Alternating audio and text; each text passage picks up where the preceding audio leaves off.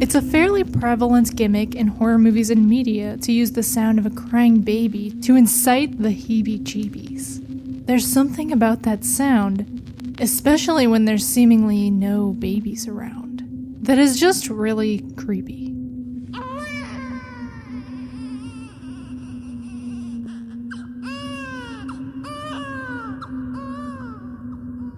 See what I mean?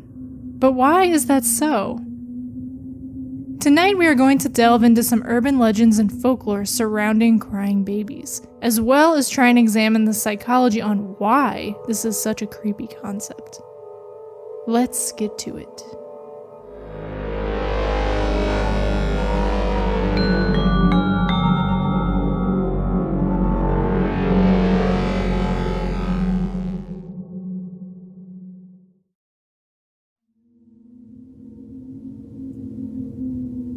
Haunted bridges are fairly common local folklore, and there is a specific offshoot of haunted bridges called Crybaby Bridges.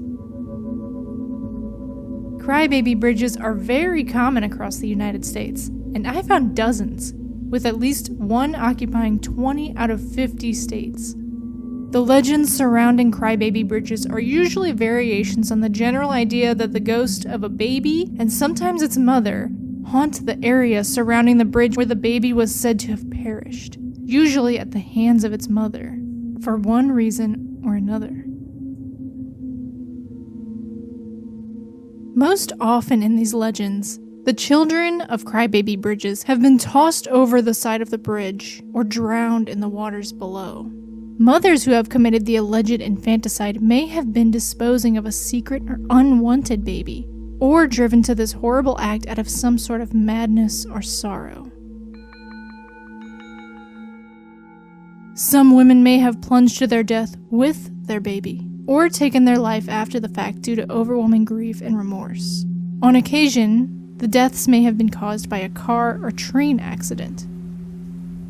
When visiting a Crybaby Bridge, it is common lore that while driving over or parking on the bridge, your car may turn off or stall. You may find handprints or markings on the outside of your vehicle and have your car be gently pushed forward, seemingly by ghostly hands. Perhaps you will see the apparition of a woman in white, cradling something in her arms. Ohio and Oklahoma were the two states I found with the highest number of Crybaby Bridges, Oklahoma having 6 and Ohio winning with 7. And I found these using a beloved paranormal website of mine, theshadowlands.net, which has been around since 1998. They have a wonderful and handy-dandy section that is a directory of haunted places across the world. So you can go on and pull up your state or your country and find a list of allegedly haunted locations in your area. It's very fun. So now let's go through some Crybaby Bridges I found and their associated legends. Since Ohio is the state most prolific with Crybaby Bridges, let's start there.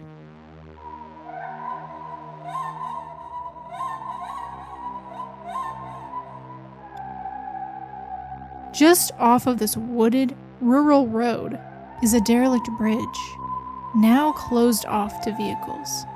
The main story here is that a couple was arguing, and during their heated discussion, their toddler wandered off the edge of the bridge. Some versions say there was no argument, just that the baby got away from the couple and fell. Another version claims that the mother tried to save her baby from the water and drowned as well. No matter what story you hear, it stands that the disembodied cries of a baby and the shriek of its horrified mother can be heard from the bridge day or night.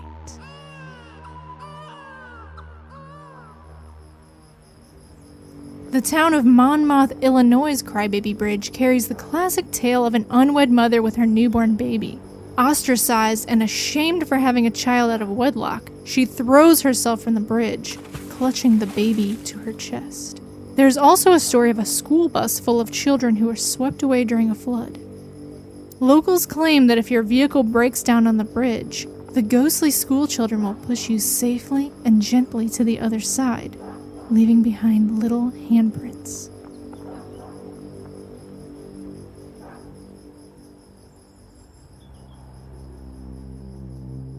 We get a little deviation from the usual tales with a Crybaby Bridge in Smyrna, Delaware. The story starts out standard enough. A teenage mother who has given birth to a child with physical deformities throws the baby from the bridge to dispose of it. The murdered child now haunts the bridge, but this is no ordinary baby. One of the child's so-called deformities is superhuman strength. It stomps through the forest on its massive legs, kicking trees out of the ground and tossing them about as it cries for its mother.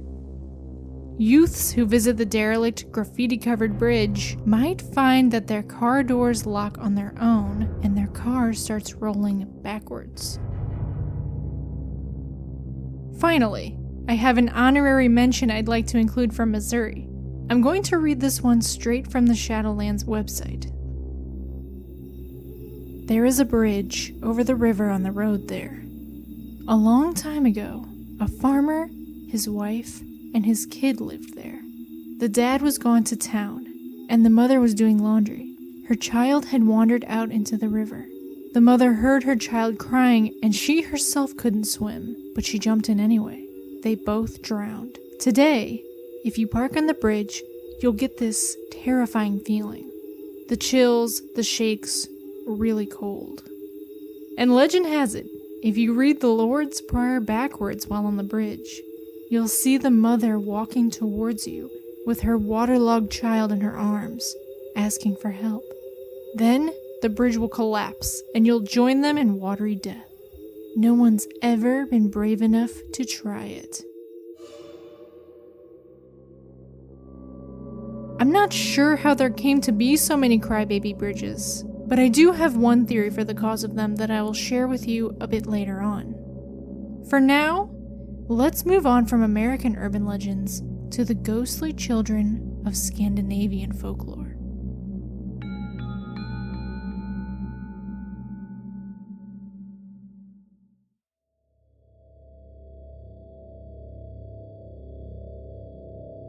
Known as the Myling or Mylingar, their myths aren't so different from those surrounding Crybaby Bridges.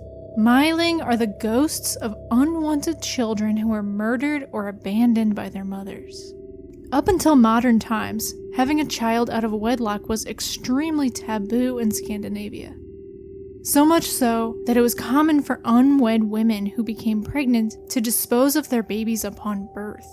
The fascinating myths of the Myling grew out of this societal taboo. The women would either kill and bury their babies in the forest and swamps, or simply leave them there to perish. These babies would then haunt the place near their remains, their ghostly cries filling the night for as many years that they would have naturally lived. Sometimes, rather than cry, they sing songs telling the tale of their demise, naming those who killed them. The Myling cry to try and attract the attentions of passers-by, in hopes that they will complete one of two tasks that may release them from their spectral purgatory. In order to free a Myling from its earthly prison, you may give it two things it was denied in its short life: a name and a proper burial. This is where the tales of the Myling turn from tragic to terrifying. When someone does happen to pass by the unmarked grave of a Myling, the ghostly child jumps on their back and viciously demands to be taken to a cemetery. If they refuse or fail to make it to a cemetery, the Myling will kill them. The phantom babies don't make it easy for their unwitting victims to complete their task. The Mylings either drain the energy of the person as they walk, making them weak and unable to carry on, or steadily grow in size, becoming heavier and harder to bear. The nearer they get to the cemetery, the heavier they become, until so much weight is bearing down on their victim that by the time they arrive at the graveyard, they will sink into the earth, thus giving them a grave on consecrated grounds. But strangers on the road aren't the only possible victims to the Myling. Many Myling haunt streams of water where they were drowned, And these spirits of vengeance have been known to call out to children, luring them to a watery death and securing them a spectral playmate. The Myling, of course, sometimes haunt the parents that gave them life and then swiftly took it away. The Myling may find their earthly mother and nurse from her, draining blood through her breast rather than milk until she is dead. They may also show up on their mother's wedding day, and when the bride begins their ceremonial dance, a ghostly voice is heard from under the floorboards, reciting this creepy poem. Vessels are narrow, legs are long, and I want to dance once again. Then the Myling rises up through the floor and forces its mother to dance until she dies of exhaustion.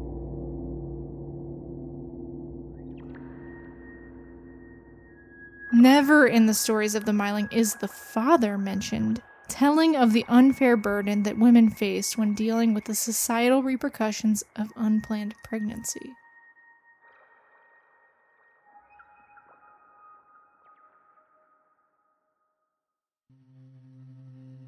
Japanese folklore, a culture so rich with a variety of monsters and ghosts that they have them intricately categorized, has their own spirits similar to the Myling. It's called the Konaki-jiji. This spirit resides in the woods and calls out to innocent passers-by by imitating a crying baby. Upon inspection, the baby has the face of an old man, and if you pick it up, you cannot put it down, and it becomes a heavy stone that crushes you to death. Some say that they too, like the Myling, are the ghosts of infants left to die in the woods.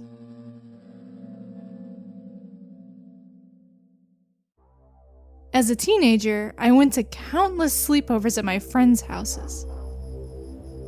We loved to sneak out and run wild in the night, especially in summertime.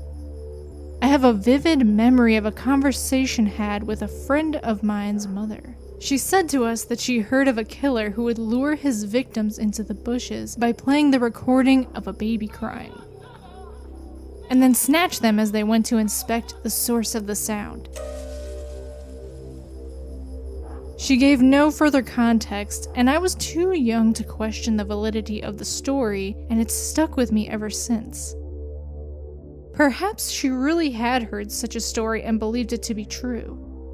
Or perhaps she told it to us thinking it would keep us from sneaking out at night.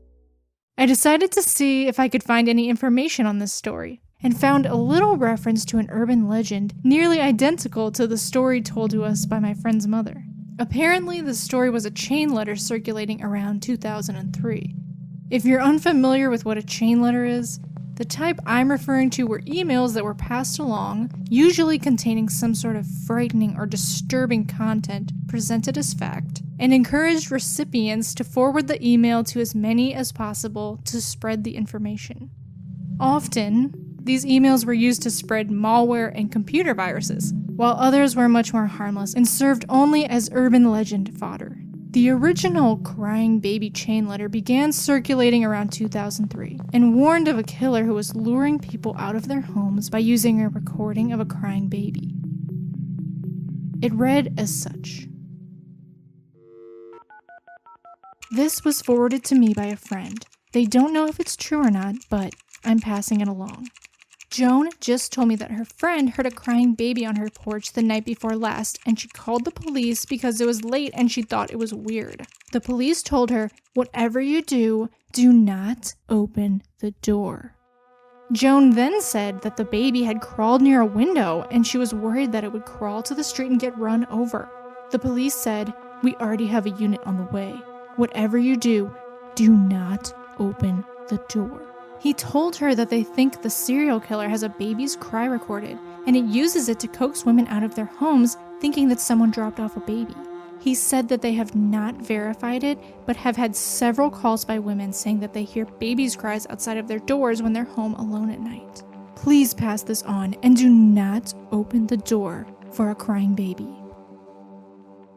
Another version goes like this. Ladies, please read. My best friend posted this last night on her Facebook page.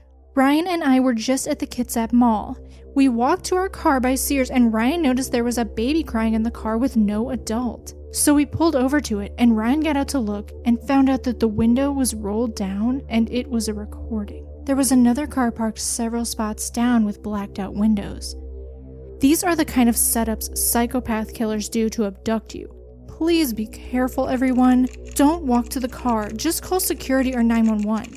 Please share this to help inform others. Originally, it was said that this alleged killer was operating in Baton Rouge, Louisiana, and while a real criminal case of an active serial killer was pinpointed to be the source of the rumor, Baton Rouge authorities actually made a public statement denying that there was any such evidence of the baby recording being used in the case. The crying baby chain letter began circulating again in 2010, this time in Australia as well as the United States. Some differences in more recent stories are that upon hearing the baby crying on the back porch, a woman and her stepsons peer outside and see a tall man dressed in black walking away from the home. Another version says that when the police arrive at their home after a woman calls 911 to report the odd sound outside her door and receiving the classic, "Whatever you do, do not open the door," they find a baby doll on the porch with a tape recorder on the stomach, issuing the sound of a crying infant. A simple yet effective story that preys on our base human instincts and emotional responses. But why do humans have such a strong reaction to the sound of a crying baby?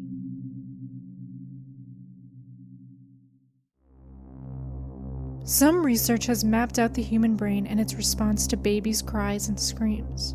The cries of infants have sound qualities unique to any other noise generated by the human voice, and do indeed produce a fear response. They stimulate the amygdala, a part of the brain that deals with decision-making and emotional responses.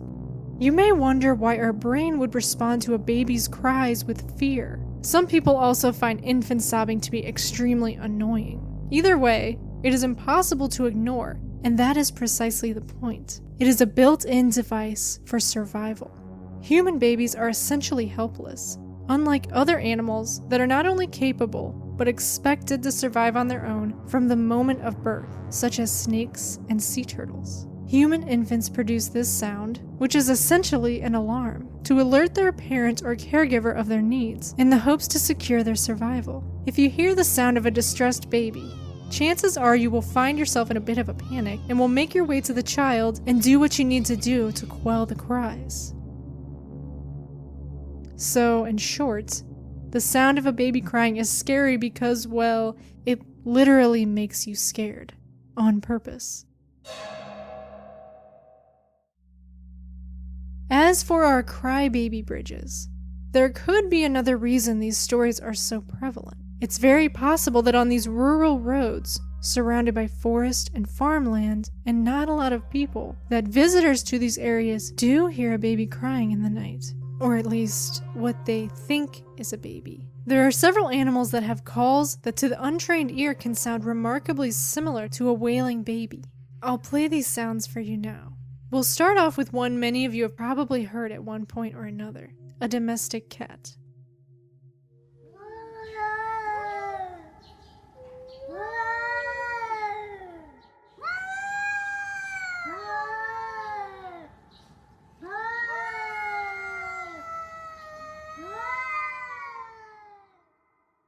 You get the idea.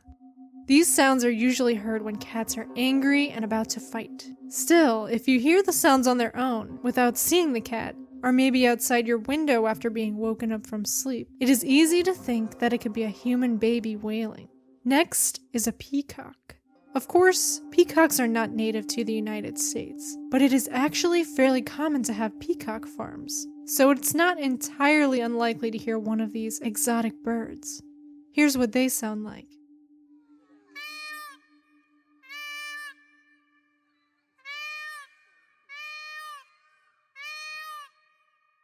Sounds quite a bit like a baby, right? Even more so, I'd imagine, if it was off in the distance. It definitely would sound like a call of distress if you didn't know what the sound was coming from. I believe it is a mating call that males do when they have their beautiful fan of feathers up in full display. The last one is the spookiest of all. It's the scream of a red fox, and I'm going to play it for you now.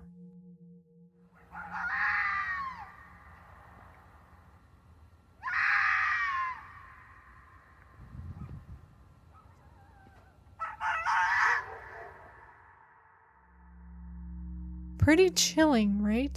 Foxes are extremely elusive creatures, so if you do hear this call at night, chances are the fox won't be in sight, making for a very alarming experience unless you are used to it. I've heard it referred to once as the maiden's scream, and I think that's a pretty accurate name for the imagery it conjures up. Both male and female foxes will issue this call to communicate to one another, perhaps warning of a potential threat. They may also fire it off at creatures infringing on their territory or if their young are in danger. Female foxes, or vixens, also scream to notify males that they are ready to mate.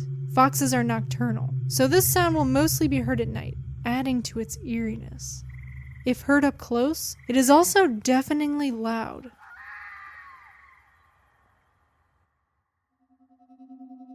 Perhaps these animal calls are one reason some of these crybaby bridges came to be. But who knows?